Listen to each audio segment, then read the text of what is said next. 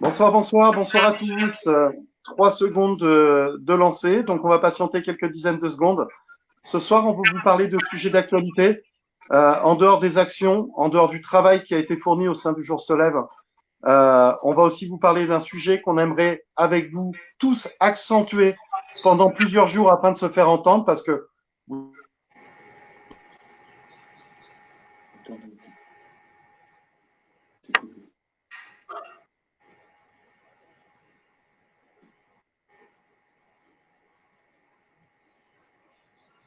On t'entend plus, Jérémy. On t'entend pas. Tu as le micro coupé, Jérémy. eh ben, écoute, il s'était coupé, donc on n'a rien entendu, c'est ça? Ouais. Voilà, on n'a rien entendu. Ah, génial. Eh ben, ça tombe bien parce que de toute façon, il fallait patienter le temps que les gens arrivent et qu'ils partagent. Donc, c'est une très bonne nouvelle. Ils ont vu un Charlie Chaplin avec des triples poches en train de parler. Super. Et mais alors, c'est très simple. Ce soir, c'est un live d'un peu moins d'une heure qui va vous parler des 577 circonscriptions. On va aussi répondre à vos questions et faire rentrer quelques invités si d'aventure des personnes le souhaitent, notamment dans les commentaires pour des questions pertinentes ou des idées. Mais on a un sujet qu'on aimerait accentuer pendant plusieurs jours avec vous sur les réseaux. C'est le sujet de l'eau potable sur nos Antilles françaises. C'est une vraie galère, ça fait 2 mois que ça dure. Et ce soir, pour répondre à tout ça et pour en discuter, une fois que vous aurez partagé et qu'on vous aura dit aussi bonsoir, on a la personne de Laurent Vicente qui est présent et Mercedes Platon qui va tout de suite pouvoir démarrer dès que Laurent nous aura fait un petit coucou. Mercedes, c'est à toi et parle-nous un peu de tout ça parce qu'il va falloir qu'on communique plus, c'est pas normal ce qui se passe en Guadeloupe. Bien, alors bonsoir à tous, bonsoir Jérémy, bonsoir Laurent, bonsoir à ceux qui nous écoutent et qui nous regardent. C'est vrai qu'en Guadeloupe, nous avons une problématique d'eau qui perdure depuis déjà de nombreuses années. Alors, effectivement, nous avons beaucoup de mouvements citoyens qui se sont créés pour ce problème d'eau en Guadeloupe, qui ont d'ailleurs fait l'objet de coups, de blessures, etc. Parce que lors des manifestations, bien évidemment, nous avons toujours les forces de l'ordre qui sont à nos trousses. Alors, il faut savoir que le problème de l'eau est très grave en Guadeloupe. Depuis plusieurs décennies, la Guadeloupe connaît des tours d'eau allant de 1 à 5 mois de coupure d'eau. Nous avons des foyers qui sont privés d'eau depuis 5 mois, depuis 6 mois. En plus, nous n'avons pas l'eau dans les robinets quantitativement et qualitativement parce que l'eau n'est pas potable en Guadeloupe. Plusieurs canalisations sont vétustes aujourd'hui parce elles n'ont pas été remplacées depuis 300 ans, alors que la durée de vie d'une canalisation est de 50 ans. Nous avons eu des prédécesseurs qui étaient chargés de la gestion de l'eau, alors deux sociétés multinationales, la société Suez qui était responsable de l'eau en Martinique et la société Veolia qui était responsable de l'eau en Guadeloupe, qui se sont remplis les poches, d'accord, qui ont confisqué les fonds qui leur étaient attribués pour la réparation et la rénovation de ces canalisations, qui fait qu'aujourd'hui, nous sommes privés de l'eau, qui reste une matière vitale, puisque nous savons très bien que le corps humain est constitué, selon la variation du fœtus, de 80% de l'eau, de la femme de 50% de l'eau, des personnes âgées de 50% de l'eau, de la femme de 55% de l'eau et de l'homme de 60% de l'eau. Donc, ça reste une matière vitale indispensable pour le corps humain, pour le bien-être cérébral, pour le bien-être physique. Il nous faut cette matière. Alors, plusieurs associations se sont créées, dont 2 associations se sont créées récemment. C'est l'ACMA, d'accord, l'Association pour le contrat mondial de l'eau, et le FRIC, le fonds, permettez-moi, le Fonds républicain d'intervention de la corruption. Alors, ce FRIC est patronné et présenté par Monsieur Touli Jean-Luc, qui aujourd'hui a demandé à nos représentants des DOM-TOM, Martinique et Guadeloupe, nos sénateurs et nos députés, de créer une commission parlementaire sur la gestion de l'eau. Alors, sous nos 13 députés et sénateurs, il n'y a plus que 2 réponses. Le quorum n'étant pas atteint aujourd'hui. 2 réponses pour savoir où est passé cet argent, qui est le véritable responsable de cette faille au niveau de l'eau aux Antilles. Et nous avons aussi un groupe qui s'appelle Moun Guadeloupe qui s'est battu corps et âme pour faire appliquer ce qu'on appelle le plan Orsec-Eau. Le plan Orsec-Eau, c'est un plan qui a été imposé par le ministre de l'Intérieur en février 2017 pour pallier à ce manque d'eau potable. Parce que quand bien même l'eau arrive dans nos robinets, mais cette eau n'est pas potable. On ne peut pas la consommer. On est amené à s'acheter des packs d'eau tous les jours. Donc, des foyers modestes ne peuvent pas se permettre ce luxe de s'acheter des packs d'eau pour se laver, pour boire, pour manger, pour se brosser les dents. Enfin, l'eau est devenue une matière qu'on achète alors qu'on a un abonnement avec des sociétés d'eau en Guadeloupe. Nous sommes obligés de sortir un budget eau trop important par rapport même au budget repas aujourd'hui.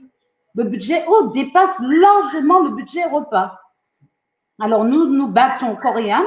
Le climat social en Guadeloupe est extrêmement tendu parce que nous demandons l'application de ce plan Orsec-Eau. Alors, le préfet qui est en ce moment en poste en Guadeloupe depuis bientôt 3 ans, qui est arrivé et qui n'a jamais ouvert le dossier de l'eau, aujourd'hui se substitue à nos maires, alors que depuis 2 ans, ce dossier est posé quand même sur son bureau. Alors, vous comprenez bien que la population aujourd'hui, elle est excédée.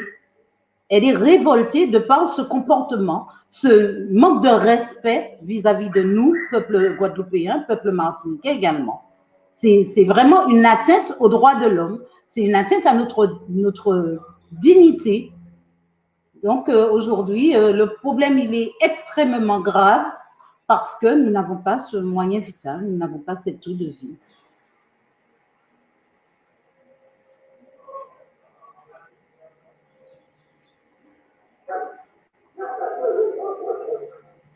Je recommence avec le micro. Cette semaine, on en avait parlé, on avait mis un post de notre ami Hervé qui avait pris le témoignage d'un agriculteur qui disait qu'il ne pouvait pas se servir de l'eau de sa rivière parce qu'elle avait été achetée par un mania, et on sait que ça existe depuis des années pour qu'aujourd'hui des grosses marques, des grosses enseignes achètent des rivières naturelles et autres pour nous revendre l'eau derrière. Sauf que là, dans les îles françaises, notamment la Guadeloupe, ça prend des proportions hallucinantes. Parce que si je ne m'abuse, vous êtes restreint par personne et par jour à 1 litre d'eau seulement. C'est ça? C'est ça. Alors que la loi dit 3 litres d'eau par personne composante du foyer.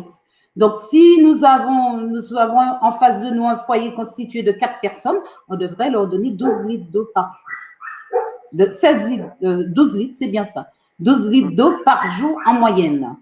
Mais vu que nous sommes dans un pays tropical où il fait extrêmement chaud, nous sommes amenés à consommer de l'eau pratiquement toutes les demi-heures. On a soif parce qu'il fait chaud, parce que la température l'y oblige. Donc aujourd'hui, nous sommes confrontés à ce problème d'eau qui est un problème qui pour moi ne sera pas résolu dans les 2 années, 3 années à venir. Et c'est pour cela que nous demandons le déclenchement du plan Orsec.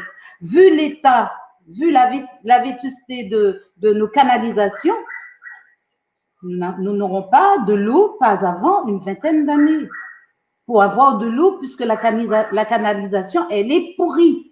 C'est-à-dire que quand bien même qu'on opère une réparation sur un secteur, le secteur d'après, ça pète. Et pour pouvoir permettre à une commune d'avoir de l'eau, nous sommes obligés de priver, ils sont obligés de priver une autre commune pour alimenter une autre. Donc, l'ensemble de la Guadeloupe n'est pas alimenté en eau potable et n'est pas alimenté en eau tout court. C'est hallucinant. Déjà, tu as vu un soutien d'Ajaccio, l'île de Beauté qui répond tout de suite courage. Donc, vivant sur une île, je pense qu'ils ont bien compris. Un autre message pour toi. Bonsoir, madame. Ici, en métropole, on entend.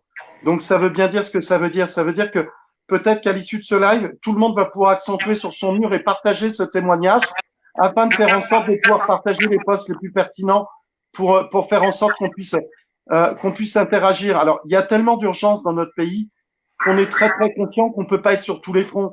Mais si pendant 3-4 jours, allez, on va dire jusqu'à mercredi ou jeudi, tout le monde voulait se donner la peine de vouloir intervenir en mettant un poste sur son mur qui parle de ces problèmes-là, peut-être que ça peut faire bouger les choses.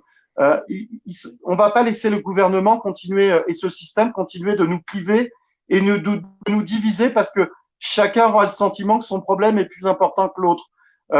Faut savoir que ce problème en Guadeloupe, comme Mercedes l'a dit, il est récurrent depuis des années, mais depuis 2 mois, ils vivent ça. Donc, aujourd'hui, ils sont pas exaspérés d'une situation qu'ils découvrent. Ils sont juste dans l'urgence suite à la crise sanitaire qui fait que ils ont besoin d'y répondre tout de suite. Sinon, on les entendait pas ces dernières années. Hein. C'est jamais remonté jusqu'ici, ce genre de problème. Hein. Pour ceux qui n'ont pas de lien direct avec l'outre-mer, croyez-moi, ça reste quand même assez hallucinant. Alors, on a une autre question. Que font les élus des outre-mer?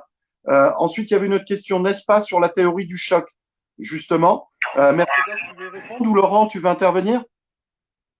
Nos élus d'outre-mer, effectivement, aujourd'hui, n'ont plus main forte sur le dossier de l'eau. Je pense que nos élus ont tiré quand même cette sonnette d'alarme. Mais comme il y a effectivement un copinage par rapport à la métropole, par rapport aux élus qui étaient en place en métropole, nos présidents de République, qui n'ont pas accéléré le processus de la réfection de nos canalisations, il est évident que nos élus, à un moment, à force de frapper et à force de demander, se sont sentis complètement anéantis.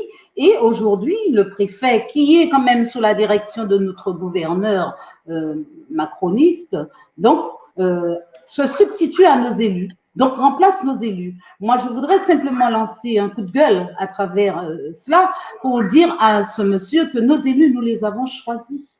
Lui, on nous l'a imposé.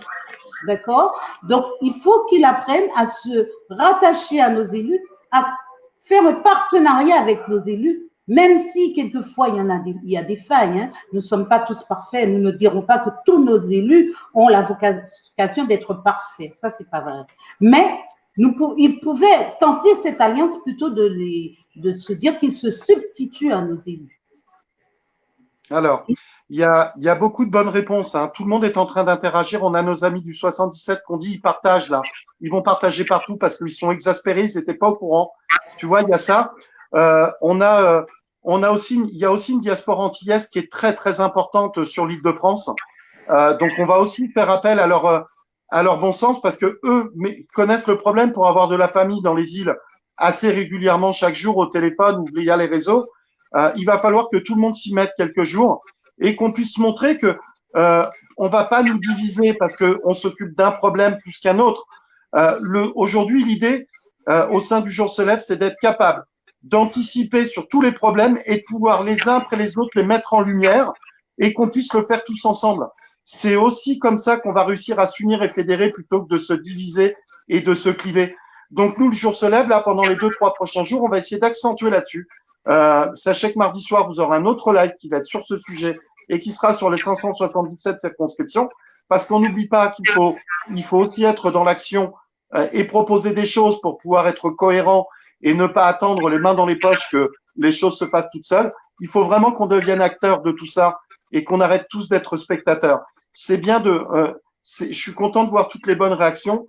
Maintenant, c'est aussi important que tout le monde se dise que, ne serait-ce qu'en étant à la maison, à travers quelques clics, vous pouvez partager ce genre d'informations. Vous pouvez aussi, pendant 2 ou 3 jours, sur votre mur, mettre un encart qui dit « Déclencher la loi sec dans les îles, notamment en Guadeloupe, ce n'est pas normal ». Imaginez si ce problème arrive en métropole. En fait, il ne faut pas qu'on attende, comme ça a été le cas pendant des années, que le problème touche l'ensemble de la population. Si on veut pouvoir s'unir et fédérer et fonctionner dans l'aide et l'entraide et recréer des liens de fraternité et de confiance, il faut aussi qu'on soit capable d'anticiper les problèmes des autres, au moins ponctuellement, pour que les autres, parce que les îles n'oublieront pas si la métropole bouge ses fesses, les îles n'oublieront pas cet acte de fraternité. Le jour où en métropole, il y aura un problème, même s'il n'est pas dans les îles françaises se feront un plaisir de relayer. Il y a une grosse diaspora antillaise autour de l'Île-de-France. Il faut qu'ils interagissent. On peut passer aussi des coups de fil. On a des gens très bien qui sont issus, qui sont dans le système et autres qu'on avait rencontrés l'année dernière qui sont bien. On peut pas laisser ça comme ça. Attendons pas d'avoir tous 1 litre d'eau par jour en sachant qu'ici en métropole, le taux d'hygrométrie, le taux d'humidité et la chaleur n'est pas du tout la même. Donc, on peut imaginer que le taux d'hydratation est proportionnelle, comme l'a dit Mercedes. Laurent, je crois que tu voulais intervenir aussi sur ce sujet, mais on peut y rester. Hein. On va y rester encore au moins un quart d'heure, hein, s'il le faut. D'accord, bonsoir Mercedes, bonsoir Jérémy, bonsoir les auditeurs. Déjà, je tenais à vous demander de m'excuser pour le week-end dernier. Pour dimanche dernier, j'ai disparu d'un coup, c'était pas volontaire. C'était mon téléphone, c'était la batterie. Et même là, je vois que même chargé, petit à petit, je perds déjà du pourcentage de batterie. Donc, si à un moment donné c'est coupé, il faudra m'excuser. C'est pas que je vous ai fui ou que je suis pas d'accord avec vous. Pour en revenir avec l'eau, il y a des années en arrière, il y a une très bonne émission qui ne se fait plus, qui passait à France Inter, qui s'appelle Là-bas si j'y suis. Est-ce que ça vous dit quelque chose? Oui? Vous connaissez?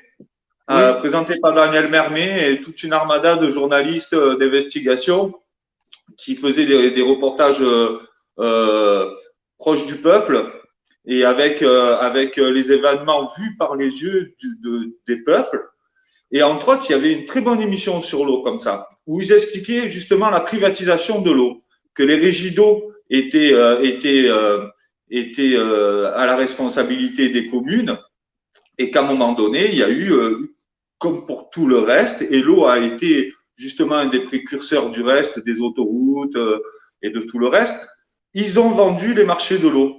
Et à ce moment-là, on s'est retrouvé avec des concessions, comme le dit Mercedes, qui ont été confiées à Veolia, à Suez. Et ces gens-là exploitent pendant une trentaine d'années le temps du contrat de comment ça s'appelle déjà, de concession. Ils exploitent le réseau, ils y font aucune réparation, ils surfacturent l'eau, et au bout de 30 ans, quand il y a 30% de perte d'eau dans les tuyaux parce qu'il n'y a rien qui a été entretenu, ils disent ben écoutez, nous on n'en veut plus. Et à ce moment-là, les communes récupèrent les réseaux d'eau en miettes, réinvestissent avec l'argent public sur une dizaine d'années, sur des crédits qui font 10 à 15 ans, pour remettre en état le service, la tuyauterie d'eau. Et une fois que ça c'est fait, ils redonnent au privé la concession et la reconfient pour une trentaine d'années pour que les gars ils se gavent. Et ça, c'est un vrai calvaire. Nous, on a eu ça en France. Il y a de plus en plus maintenant en France métropolitaine, on a de plus en plus justement de mairies et de communautés des communes qui récupèrent les réseaux d'eau et qui les rendent donc publics à travers la commune et les communautés de communes, parce que justement, ils en avaient marre de se faire escroquer et de se taper des crédits sur 15 ans pour réparer les tuyaux et pour arrêter de donner de l'argent comme ça à des compagnies privées. Et donc, c'est ça qu'il faut regarder. C'est faire le travail pour que les communes récupèrent les services d'eau. Chaque fois que les communes récupèrent les services d'eau, il y a beaucoup moins de problèmes et l'eau est toujours moins chère.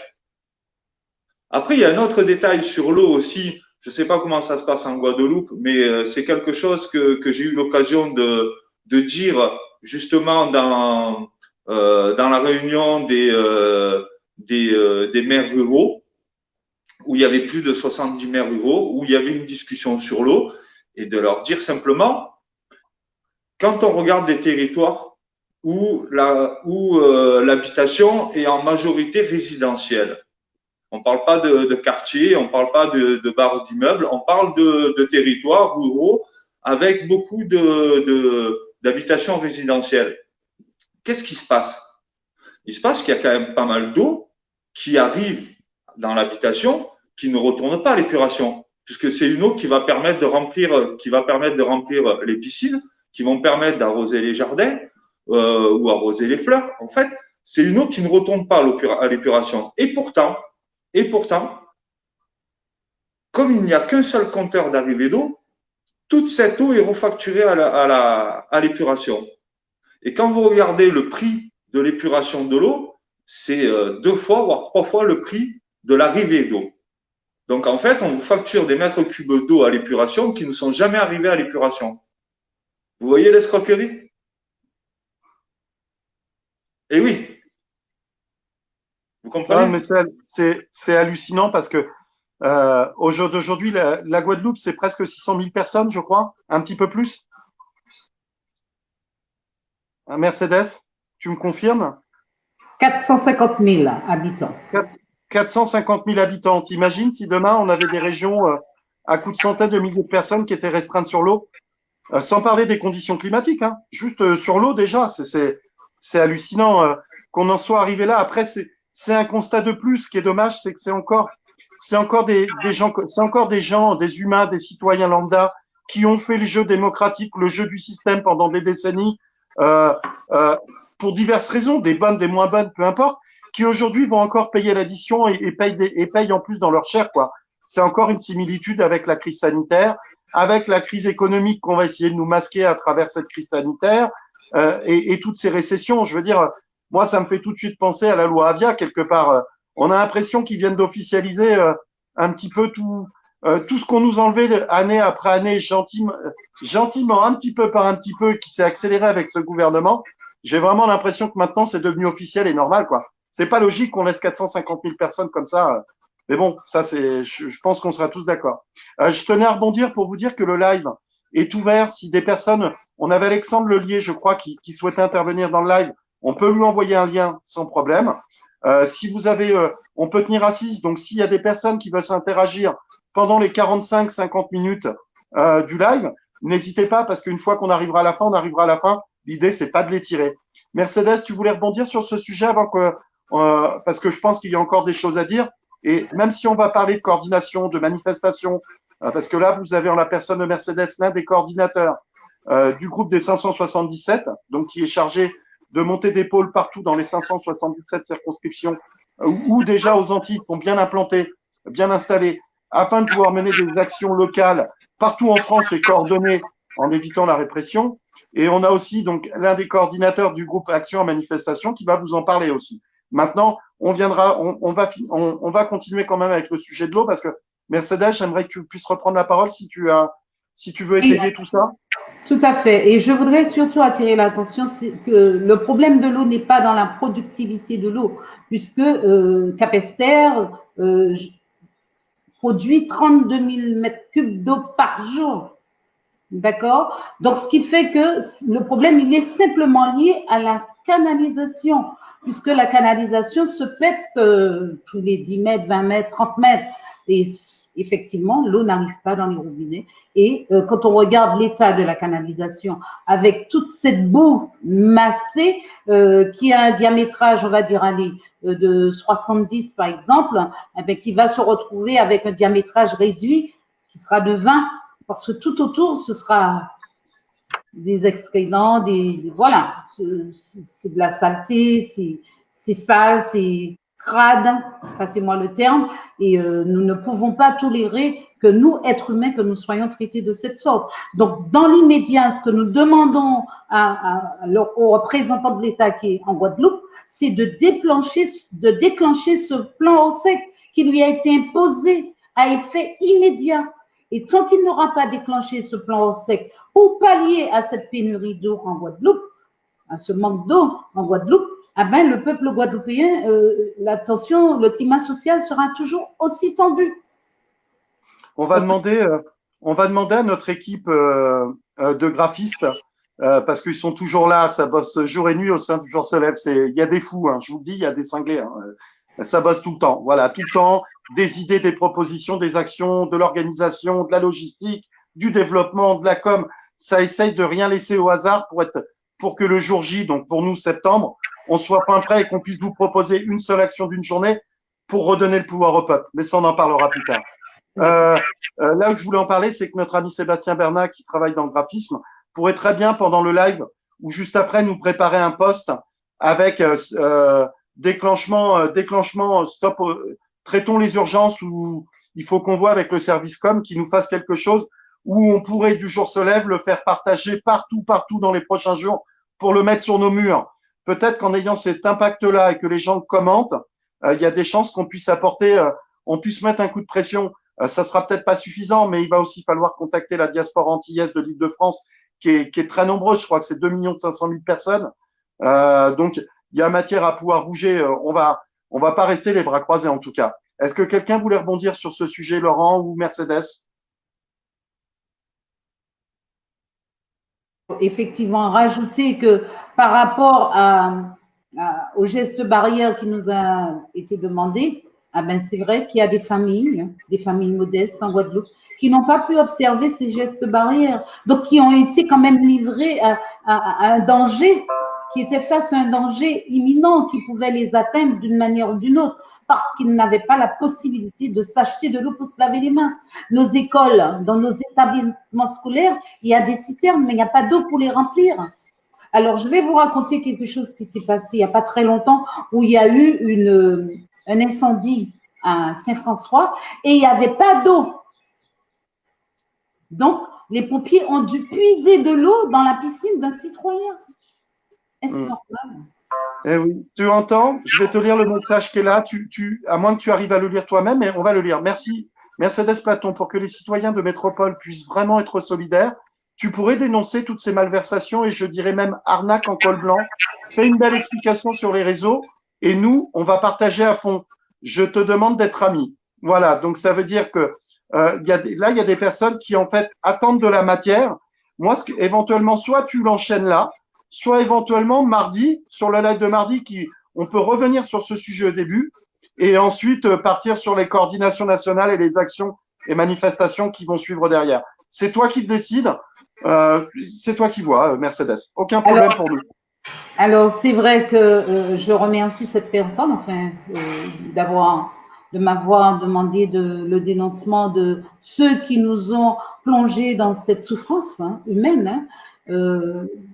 Nous avons déjà le groupe Suez, nous avons le groupe Veolia, nous avons eu des représentants, des présidents du SIAG qui n'ont été condamnés, je dirais, mais vraiment c'est une condamnation virtuelle par rapport au préjudice subi dans nos foyers. Je dis que 2 ans de condamnation, c'est pas suffisant, avec sursis qui plus est. Donc c'est tout un réseau de mauvaises personnes, de malfaiteurs, qui ont plongé la Guadeloupe dans son intégralité dans cette souffrance humaine. C'est hallucinant. On voit que la Corse, c'est pareil, ils ont des coupeurs d'eau, des fois jusqu'à 3 jours, c'est écrit en commentaire en dessous. La Réunion, ils facturent l'eau alors qu'ils, depuis des années, ils ont plus d'eau, elle est pas potable. Je veux dire, c'est quand même assez hallucinant.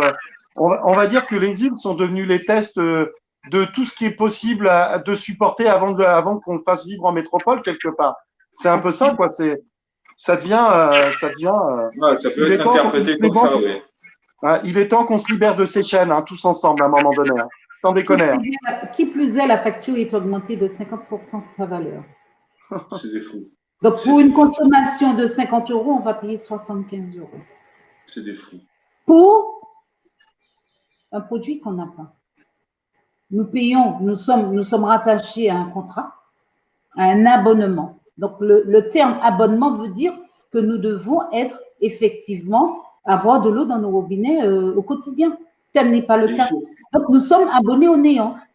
Et nous payons cet abonnement, nous payons la facturation et nous payons le surplus de facturation qui est de 50% de sa valeur. Donc, ça ne peut plus durer. Nous ne sommes pas là pour combler le déficit qui s'est envolé de par les personnes qui ont dérobé ces sommes.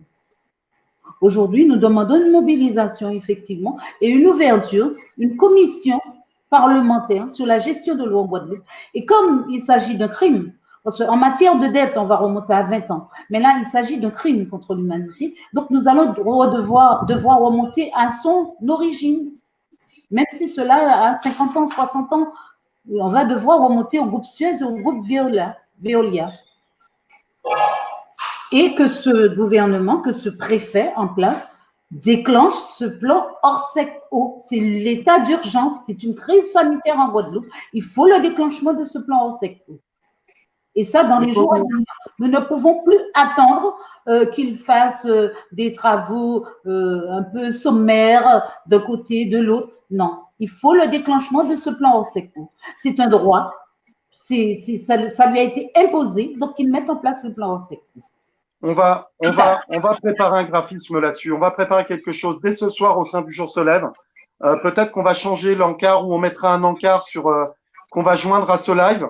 Ça serait bien qu'on va essayer, on va pas essayer, on va faire quelque chose en ce sens. Laurent, tu voulais intervenir avant qu'on réponde à Oui, la question du temps?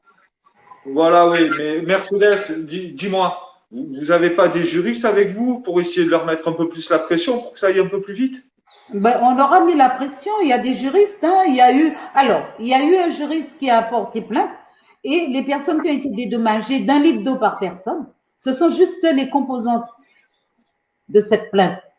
Alors, le reste de la population est laissé pour contre. Mais là où les choses sont graves, c'est-à-dire que d'une commune à une autre, il y a une division du peuple. Parce que pour privilégier une commune, nous sommes obligés de mettre en souffrance, ils sont obligés de mettre en souffrance une autre commune. Alors qu'il y a suffisamment d'eau pour tout le monde. Absolument, absolument. Il y a suffisamment d'eau pour tout le monde. Mais il faut refaire des travaux. Et en attendant de faire les travaux, il faut mettre en place ce plan ORSEC. Parce que la population ne pourra pas attendre des travaux qui vont se réaliser sur une durée de 20 ans. Eh oui. Que devient-elle pendant ces 20 ans? Que deviendront nos enfants pendant ces 20 ans? Bien sûr. Oui, c'est assez hallucinant. Hein. Alors, oui. il y a une phrase qui est écrite là. Donc, il y avait une phrase juste avant où c'était, n'est-ce pas, la théorie du chaos. En fait, c'est la réalité, mes amis. Là, on est en train de vous parler de réalité que des centaines, voire des millions de nos frères et sœurs, de nos concitoyens, de gens humanistes, des gens qui, à tort ou à raison, jouent les jeux du système, peu importe, mais aujourd'hui se retrouvent piégés par tout ça. Et rendez-vous compte qu'on est tellement nombreux à penser la même chose et qu'on n'arrive pas à se coordonner. Donc, c'est là où je vais rebondir justement sur la coordination nationale et je vais laisser Laurent intervenir sur les actions et manifestations, puisque c'est ça partie dans le jour solaire. Laurent, à toi. D'accord, d'accord.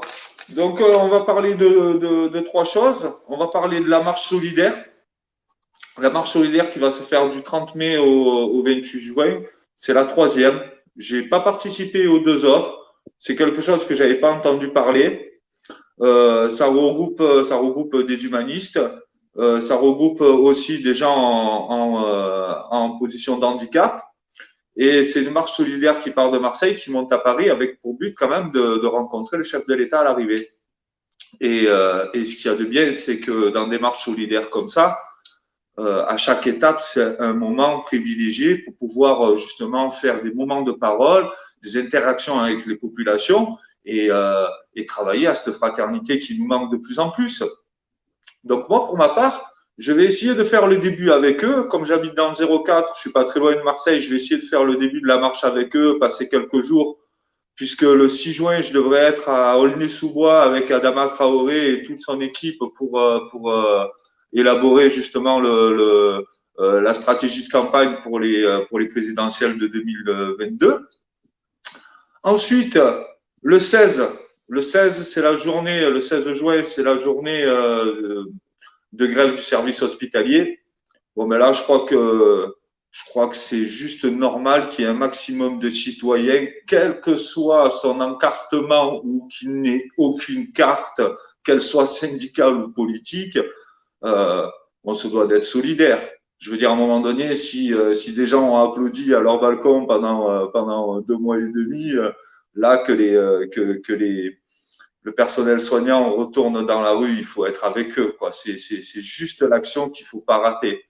Et c'est juste l'action qu'il faut pas laisser aux syndicats non plus. Même si c'est eux qui vont la driver, je pense que cette solidarité citoyenne qu'il doit avoir autour du personnel soignant, c'est quelque chose à ne pas manquer. Depuis le début des Gilets jaunes, il y a eu des actions comme ça, où on nous a demandé de participer, des journées, des choses qui vont te parler à toi, Jérémy, quand je parle de convergence des luttes. C'est quelque chose qui te dit quelque chose, tu vois. Bon, voilà. Et souvent, on a eu mesuré ces choses de oui, non, mais vous, les Gilets jaunes, ça fait 4 mois que vous êtes en protestation. Nous, les syndicats, ça fait 40 ans. On sait de quoi ce qu'on fait. On sait, mais bon, n'empêche, s'il n'y avait pas la présence citoyenne auprès des syndicats dans ces journées de convergence des luttes, il n'y aurait pas eu grand monde. Et ça, c'est une vérité. Donc, pour cette journée-là, évidemment, faut être avec avec le personnel soignant. Évidemment, il faut en profiter pour que ça soit une journée où les forces de l'ordre n'aient pas l'occasion ou ne puissent pas trouver prétexte à avoir une répression dure envers le personnel soignant. Et c'est une journée qui peut être aussi très constructive, justement, pour travailler sur cette réconciliation qu'il va quand même falloir trouver avec nos forces de l'ordre, parce que les forces de l'ordre sont que le bras armé de quelque chose d'autre. Voilà, ils ne sont que l'interface d'un gouvernement qui leur demande d'assumer une politique d'exclusion, une politique de précarité. Et bon, on en est à 1 an et demi de protestation, on ira même jusqu'aux 2 ans. Et puis depuis tout ce temps, il s'est quand même passé des choses dans dans les individus qui forment les forces de l'ordre. Quand je dis les forces de l'ordre, c'est aussi bien les gendarmes que les policiers. Hein. Et donc, il commence à y avoir des choses par-ci, par-là, qui montrent que oui, les forces de l'ordre n'ont pas à assumer une politique dont 80% de la population refuse. Et il faut qu'on continue à travailler sur ça et non pas et sortir de ce clivage ACAB 13-12. Ils sont pas nos amis, ils sont pas de notre côté, c'est des grands méchants. C'est pas vrai. Il faut aussi comprendre que tout à l'heure en off avec Jérémy, on parlait d'Alexandre Langlois. Alexandre Langlois, secrétaire général du syndicat Vigie Police, je crois. Vigie, je sais plus exactement, c'est Vigie Police, hein. Syndicat minoritaire, mais seul syndicat qui avait un discours dissonant de celui du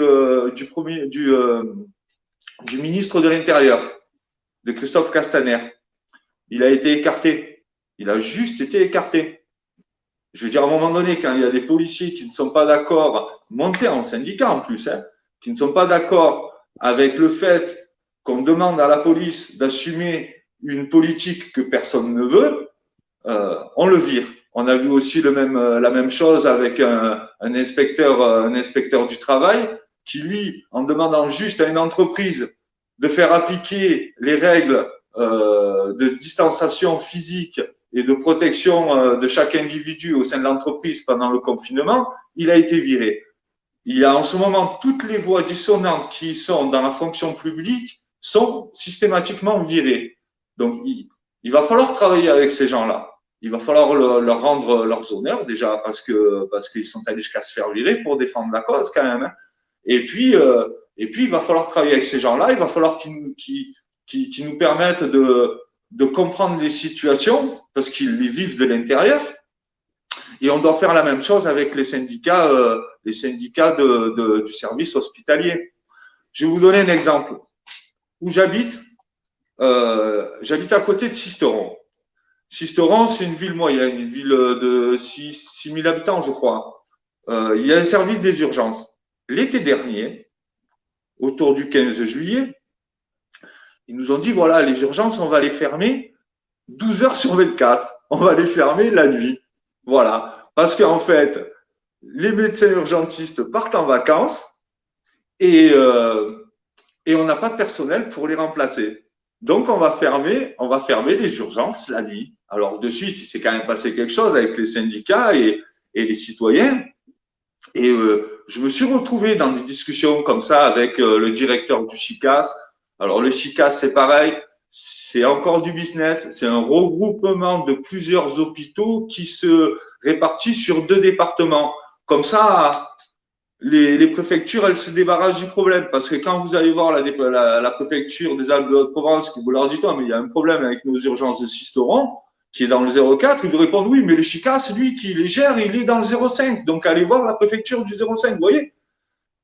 Et depuis, finalement, le 15 juillet l'année dernière, les médecins urgentistes ne sont pas revenus de vacances. Vous voyez. Pour vous dire comment ils nous l'ont vendu, en fait. Et Sisteron, ça représente 18 000 interventions au service des urgences dans l'année donc un tiers aux heures où elles sont désormais fermées. Donc, ce tiers-là, donc à peu près 6 000, à partir de 8 heures du soir, il faut courir ou à Gap, qui est à 70 km, ou à Manosque, qui est à 70 km, ou à Digne, qui est à 60 km. Vous voyez? Et ça, comme on est en milieu rural, ça répond pas juste de Sisteron, mais du bassin sisteronnais. Parce qu'il y a des vallées qui sont à côté de Sisteron, qui, eux, pour aller aux urgences de Sisteron, leur fallait déjà une demi-heure de route. Donc maintenant, il faut qu'ils rajoutent une demi-heure, 3/4 d'heure de route. Vous voyez? Et nous, très vite, avec les syndicats, les citoyens et les syndicats, on a demandé audience au préfet pour lui dire, écoutez, puisque c'est juste temporaire, puisque vous nous dites tous que ce soit le CHICAS, l'ARS ou la préfecture, vous nous dites que c'est temporaire et c'est dû aux vacances des médecins urgentistes, réquisitionner des médecins urgentistes. Il doit bien y en avoir dans l'armée. Pour le mois et demi qui a passé, pour arriver en septembre, puisqu'en septembre, ces gens-là vont bien revenir de vacances, ils nous l'ont refusé. On a fait 40 lundis de protestation. Voilà, ça fait 40 lundis que le soir, été, hiver, printemps, automne, on est aux urgences de Sisteron et on demande leur réouverture. Et on lâche pas. Et là, lundi dernier, on y est retourné et les gendarmes sont venus nous voir très sympathiquement parce que finalement, dans cette lutte, ils sont doublement visés par rapport à nous. Parce que eux, ils sont visés dans leur individu, mais ils sont aussi visés dans leur fonction. Parce que avec ces politiques de précarisation, politiques d'exclusion, qui c'est qui se retrouve le soir à avoir des problèmes d'alcoolisme sur fond de misère sociale et qui sont obligés d'aller trimballer à 100 km de Sisteron? C'est les gendarmes qui récupèrent ces problèmes-là. C'est les gendarmes. Donc, ils n'ont rien contre nous. Et pour les dédouaner, justement, et pour ne pas qu'ils servent à faire cette interface et cette éponge entre les donneurs d'ordre, qui sont le CHICAS et l'ARS, et les citoyens et les syndicats, nous avons demandé à nouveau un entretien avec la préfecture dont on attend la réponse, où on va leur mettre le doigt dessus, où on va leur dire que s'ils ne sont pas capables de nous trouver des médecins urgentistes, et puisque le problème n'est pas l'argent, mais est le manque de médecins urgentistes, on va être capable d'aller en chercher à Cuba, par exemple, parce qu'à Cuba, il y en a, qu'on va faire ce travail à leur place, et puis on va leur mettre le doigt là-dessus. Et puis on va revenir aussi sur le déconfinement et l'interdiction de manifester. Parce que quand on voit que les rames de métro sont bondées, quand on voit qu'on rouvre le Puy du Fou, quand on voit qu'on réouvre les lieux de culte, mais qu'on interdit aux gens de se réunir à plus de 10 pour dire qu'il y a un problème dans ce pays et que là, on n'a pas le droit, c'est que constitutionnellement, il y a un problème, quoi. Voilà. Donc ça, c'était pour le soutien du service hospitalier le 16, dont il faut être présent. Et la troisième chose, donc c'est le 18 juin, les 577 circonscriptions. Bon, pour ceux que ça n'a pas échappé, 577, c'est le nombre de députés, donc c'est le nombre de circonscriptions à l'Assemblée nationale. Et là, c'est aussi une action dont je me félicite, parce que, comme je disais aussi tout à l'heure en off à Jérémy, dans le 04, j'ai fait quelque chose qui ressemble à ça il y a déjà 1 an et demi et qui a été aussi en partie responsable des 4 jours de préventif que j'ai fait avant qu'on me mène au tribunal, après que la suppléante de M. Castaner, Mme Domézel, ait déposé plainte contre moi parce que je l'avais trop embêté. Et pourquoi? Parce que c'est les députés, c'est quelque chose que je dis depuis 1 an et demi, et c'est pour ça que je me félicite de voir cette initiative de 560 circonscriptions pour aller travailler sur nos députés. Nos députés sont la clé de la démocratie en France. Et ça, je veux dire, il y a ceux qui l'ont compris et ceux qui comprennent pas encore bien, ce sont eux les clés de la démocratie. On peut avoir n'importe quel gouvernement, qu'il soit de l'extrême droite ou de l'extrême gauche, qu'il soit du centre, qu'il soit ce qu'ils veulent. Ils peuvent proposer des lois qu'ils ont proposées dans leur programme, ou même proposer des lois qui ne sont pas dans leur programme. Mais quoi qu'il en soit, ces lois, elles sont acceptées ou rejetées par les députés. Et les députés, c'est notre représentation du vote sur la loi. Les députés, c'est la représentation des citoyens du vote sur la loi. Et c'est pour ça que c'est super important, les députés. Et c'est pour ça, comme je disais aussi la dernière fois, dimanche dernier, moi, ça fait un petit moment que dans les Alpes de Haute-Provence, tout le monde sait que je serai présent à la législative, qu'elle soit demain si l'Assemblée elle tombe, que ce soit plus tard si monsieur Castaner, parce que j'ai quand même la chance d'être dans la circonscription de monsieur Castaner, vous voyez.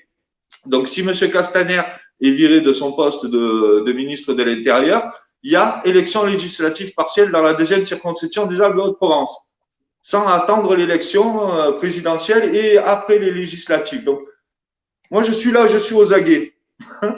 Je suis là, je suis aux aguets et je me prépare à rentrer à l'Assemblée nationale pour leur dire volontiers tous les jours que cette République, c'est une escroquerie, qui participent à ça et qu'ils auront un jour des comptes à rendre à leurs administrés qui représentent parce que ils ne doivent être que les employés de leurs administrés et ils doivent rapporter que le vote de la loi du bon vouloir de leurs administrés qu'ils représentent à l'Assemblée nationale. Donc, les 560 circonscriptions à partir du 18 juin, pour discuter sur l'article 89, celui qui revient sur la Constitution, sur qui doit élaborer la Constitution, quelque chose qui a été bien ficelé. On parle de l'article 89, mais on pourrait très bien aussi parler de l'article 3, finalement. Oui. Parce que article 2 de la Constitution, le peuple est souverain. Article 3 de la Constitution, il confie sa souveraineté à ses élus. Oui, tout à fait. 100%. En fait, tout est lié. Mais pour arrêter les divisions et les clivages, on s'était promis qu'on essaierait. Alors, on va proposer plusieurs actions, plusieurs motivations, plusieurs outils. Et l'idée, c'est quand on sera le nombre, de faire consensus sur un seul article, c'est-à-dire sur une seule raison. On a le monde d'après, on fait déjà des choses pour la récession économique, pour la récession alimentaire qui arrive, pour les problèmes d'eau. On va rester dans l'action sur plein de sujets. On a le Serious Game qu'on va lancer sur les institutions en faisant un RIC national gigantesque qui sera annoncé au travers des médias, donc des chaînes nationales. On va pas l'annoncer sur les réseaux, on va le faire directement sur les chaînes d'infos en continu. Donc oui, on reste super actif.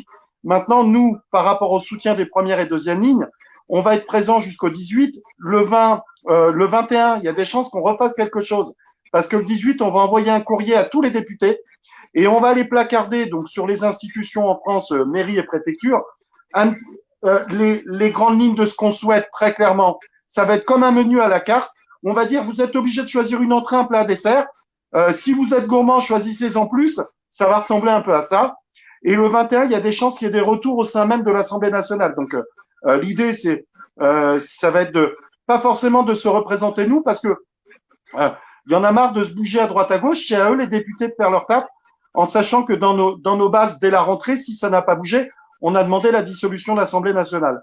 Donc, on n'a pas attendu que certains chefs de parti se posent la question en disant ouais, il faut la dissolution, alors qu'en fait, c'est marrant, il commence à la demander au moment où l'exécutif est affaibli et arrive en minorité. Va falloir qu'à un moment donné se poser la question de leur complicité collective. Et pour moi, elle est évidente. Je veux dire, en sachant que le 28, ils vont nous faire leur cirque avec le deuxième tour, que le 6 juillet, je vous annonce en avant-première que le 6 juillet, on va avoir la démission de notre Premier ministre, qui sera remplacé. Ah bon, je vous donnerai Oui, tu vas voir. Attends, il y a des trucs incroyables. Le 6 juillet, il va démissionner. Bah oui, il sera élu au Havre. Puisque au Havre, tout le monde s'est dit que ça serait bien d'avoir un ministre maire. Comme ça, ils auraient plus d'avantages. Mais c'est encore une erreur d'éducation et de clivage. Et ils vont le payer cash. Donc, mes amis, faites-vous plaisir. Faites-le passer. Le 6 juillet, il n'est plus là. Il démissionne avec son petit parachute doré. On vous donnera les noms des successeurs. Parce que ça, on sait que c'est croustillant et que ça va vous plaire. Donc, on va tout vous donner. Il n'y a pas de problème. Le 14 juillet, il y a aussi quelque chose d'organisé, mais comme on n'a pas forcément envie de s'opposer au monde militaire ou de leur enlever les honneurs qui leur sont dus.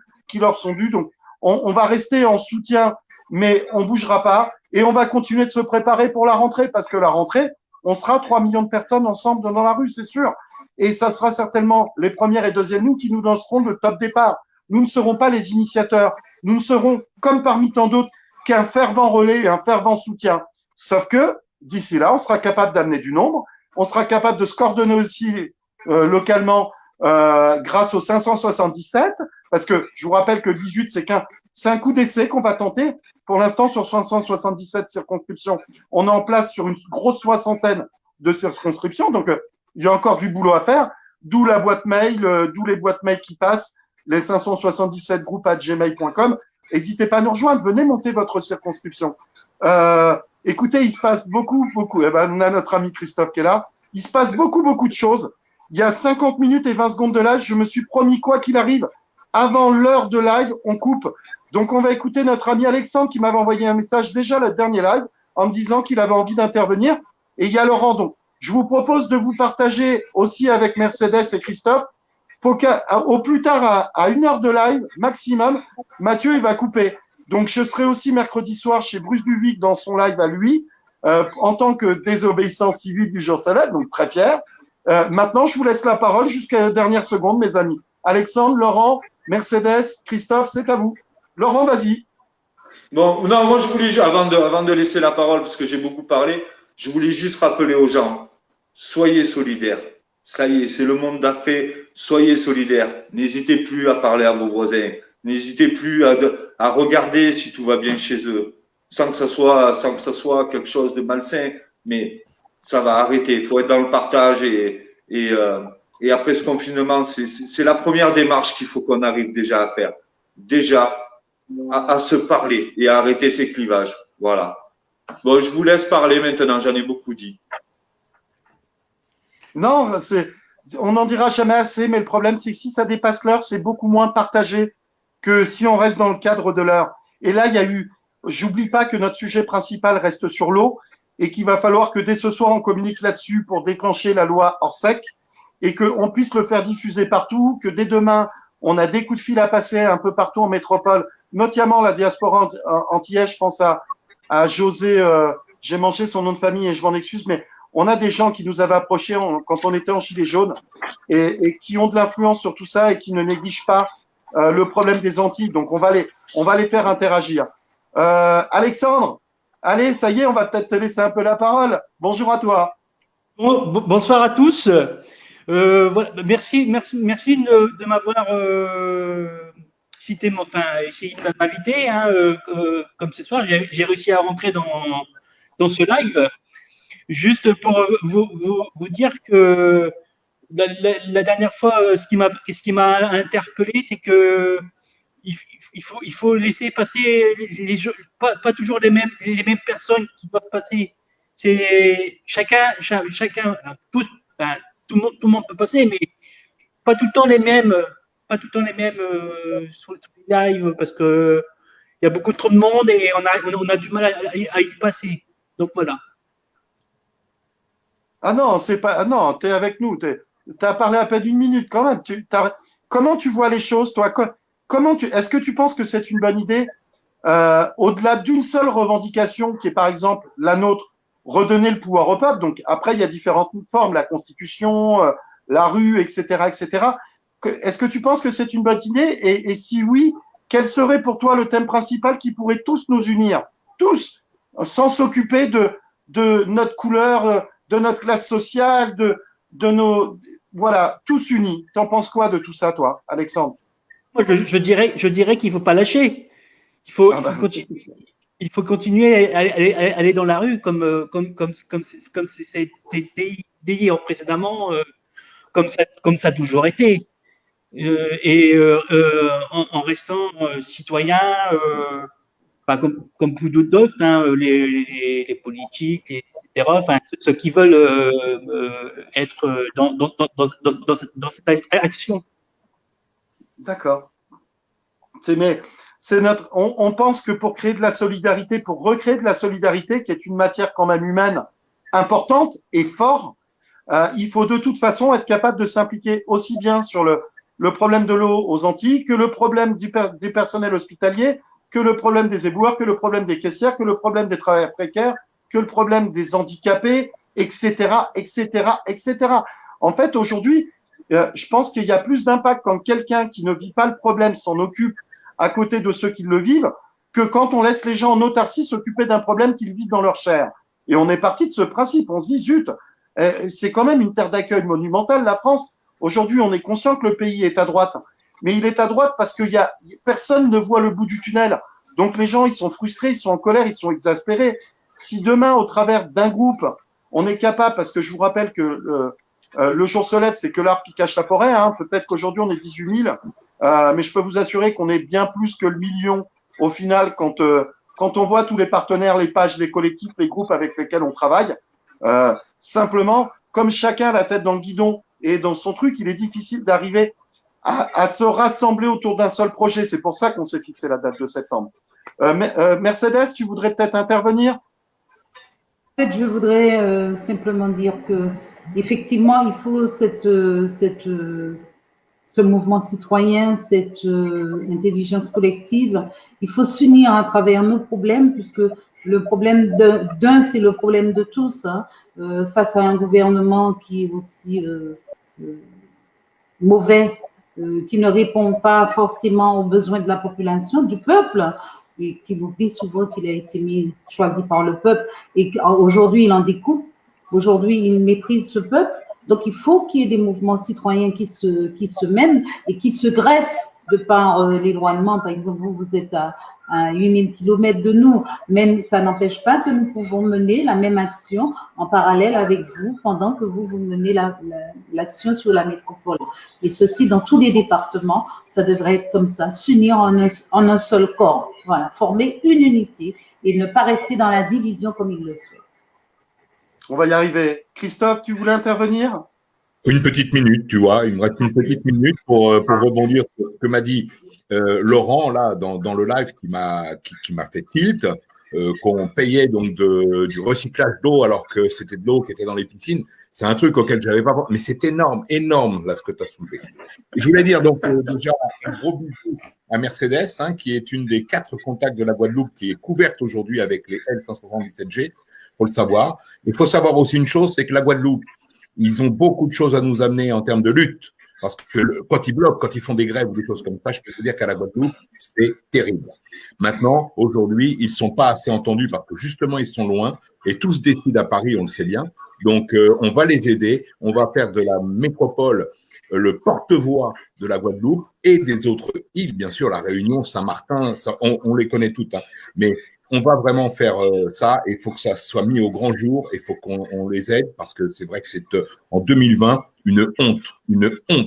Donc, pour en revenir à ce que disait aussi Alexandre, on est toutes et tous unis, on est toutes et tous des citoyens. D'ailleurs, je voulais dire Haïd Moubarak à tous nos amis musulmans qui sont sur le groupe et qui sont sur nos contacts parce qu'aujourd'hui c'était la fin du Ramadan et on est toutes et tous ensemble. Il n'y a ni de discrimination dans la couleur, dans la religion, on est toutes et tous en train de nous battre pour notre survie de citoyens français.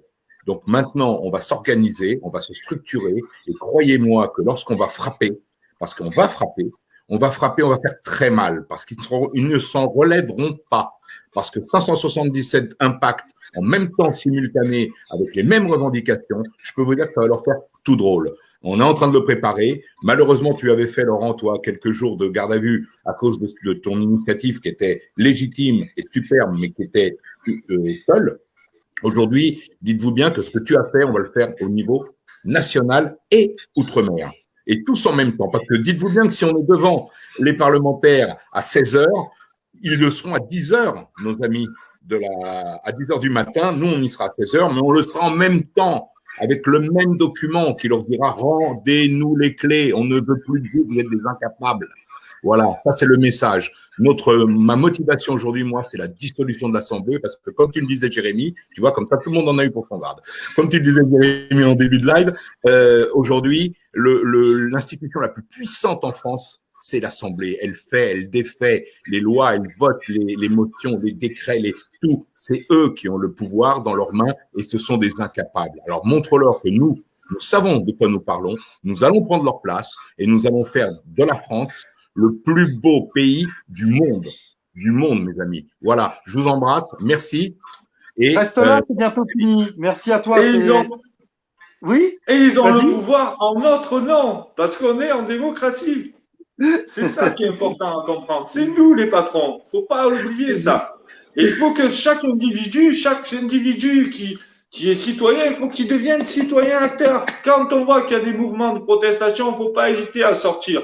C'est pour ça qu'il faut pas hésiter à être en bonne entente avec son voisin et à être de toutes les luttes. Et même si tout le monde peut pas être en même temps sur une même lutte, il y a tellement de luttes qu'il peut y avoir des gens partout. Chacun peut s'inspirer de ce qui lui parle le mieux pour se mêler de tout ça et pour devenir des citoyens acteurs. C'est comme ça qu'on les embête. C'est quand tu vois qu'on réfléchit, qu'on s'approche, qu'on leur pose des questions, qu'on leur dit mais ce que vous nous répondez c'est de la démagogie, ça veut rien dire ce que vous nous répondez.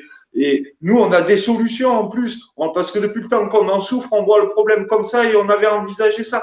Et c'est ce travail-là d'éducation qu'on a à faire entre nous, parce qu'on a tous à apprendre de tous, et de pouvoir justement se donner cette faculté de mettre ceux à qui on a confié le pouvoir, qui ont le vote en notre nom, en défaut. Voilà. Et c'était top, hein. L'heure est passée, on n'a encore pas tenu dans l'heure, mais c'est pas grave. Ce que je vous propose, c'est qu'à 3, on dise bonne soirée à tous et le jour se lève demain. Ça vous va? Tous ensemble? Bonne soirée à tous et le jour se lève demain. Ok? Allez, 1, 2, 3.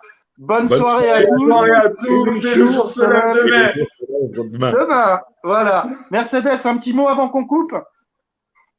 Micro. Je répète après, hein, bonne soirée à tous. Le jour se lève demain. Voilà, c'est le mot de la fin, la phrase de la fin. Et on reste soudés et je vous embrasse. Mardi, tu es présente toute l'heure. Ça peut durer plus longtemps. Et s'il faut faire un live le jeudi, on fera autant de lives qu'il est nécessaire. Pourquoi? Parce qu'on est en démocratie au sein du Jour se lève et qu'on est libre. On fait ce qu'on veut, comme ça nous chante. Voilà. Rejoignez-nous. On vous souhaite à tous une bonne soirée. Au revoir. Bonne soirée. Bye bye.